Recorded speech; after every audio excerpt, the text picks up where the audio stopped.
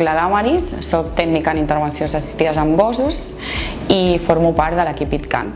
La teràpia assistida amb gossos són intervencions on treballem de manera cooperativa amb el professional de l'àrea i fem activitats adaptades, diguéssim, depèn del col·lectiu. L'impacte més gran que reben és l'emocional, no? El fet que un gos vingui a veure't, puguis treballar molts àmbits, no sols el cognitiu, sinó que n'hi ha un ampli ventall d'eines que es poden treballar amb la intervenció assistida en gos. Jo l'adoro. Una alegria molt gran.